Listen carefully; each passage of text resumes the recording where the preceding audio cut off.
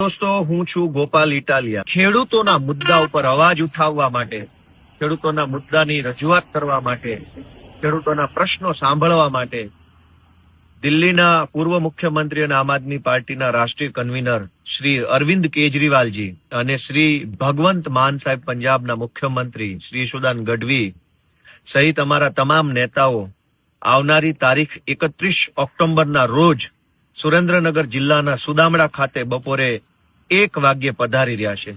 હું આખા સૌરાષ્ટ્રના તમામ ખેડૂતોને વિનંતી કરું છું કે આ ભાજપની સરકાર તો આપણી વાત સાંભળવા તૈયાર નથી, પરંતુ આ વખતે એવડી મોટી સંખ્યામાં આપણે આપણું શક્તિ પ્રદર્શન કરીએ, ખેડૂતોની શક્તિ બતાવી દઈએ અને એ 31 તારીખે સરદાર જયંતિના રોજ સરદાર પટેલ એક ખેડૂતોના આગેવાન હતા.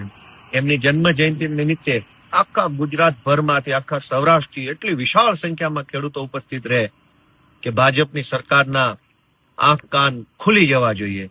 દોસ્તો, 31મી તારીખે સુરેન્દ્રનગર જિલ્લાના સુદામડા ખાતે કિસાન મહાપંચાયતમાં અરવિંદ કેજરીવાલજી અને ભગવંત માન સાહેબના નેતૃત્વમાં આયોજિત જનસભામાં આપ સૌ પધારો એવી વિનંતી સાથે જય કિસાન.